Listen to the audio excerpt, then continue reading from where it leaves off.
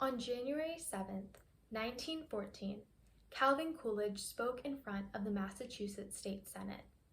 He had just been elected the Senate's president, a foreshadowing of the later and greater office that he would hold.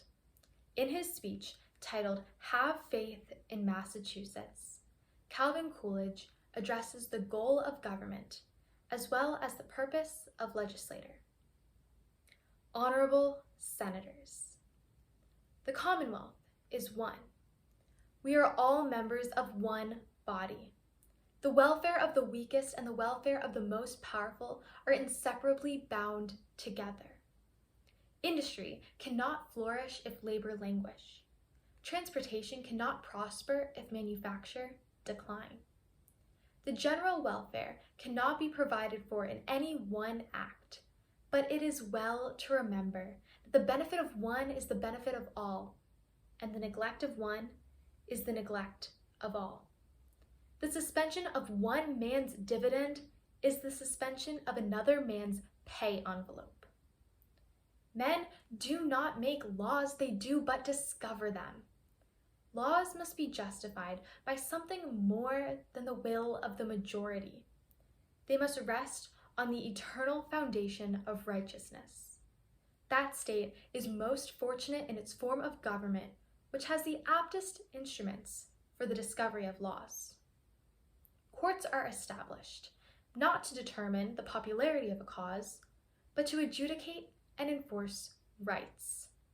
No litigant should be required to submit his case to the hazard and expense of a political campaign. No judge should be required to seek or receive political reward. The courts of Massachusetts are known and honored wherever men love justice. Let their glory suffer no diminution at our hands. The electorate and judiciary cannot combine. A hearing means a hearing. When the trial of cases goes outside the courtroom, Anglo-Saxon constitutional government ends. The people cannot look to legislation generally for success. Industry, thrift, character are not conferred by act or resolve. Government cannot relieve from toil. It can provide no substitute for the rewards of service. It can, of course, care for the defective and recognize distinguished merit. The normal must care for themselves. Self-government means self-support. Man is born into the universe with a personality that is his own.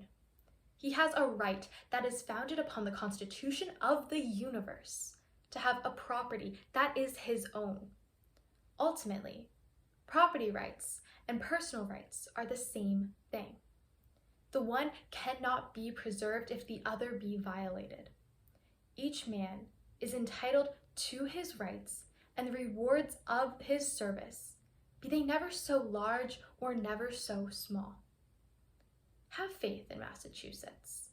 In some unimportant detail, some other states may surpass her, but in the general results, there is no place on earth where the people secure, in a larger measure, the benefits of organized government, and nowhere can these functions more properly be termed self-government.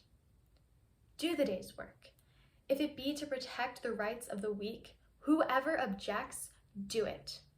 If it be to help a powerful corporation better serve the people, whatever the opposition, do that. Expect to be called a stand-patter, but don't be a stand-patter. Expect to be called a demagogue, but don't be a demagogue. Don't hesitate to be as revolutionary as science. Don't hesitate to be as reactionary as the multiplication table. Don't expect to build up the weak by pulling down the strong. Don't hurry to legislate. Give administration a chance to catch up with legislation. We need a broader, firmer, deeper faith in the people. A faith that men desire to do right, that the Commonwealth is founded upon a righteousness which will endure. A reconstructed faith that the final approval of the people is given not to demagogues, slavishly pandering to their selfishness, merchandising with the clamor of the hour, but to statesmen, ministering to their welfare, representing their deep, silent, abiding conviction.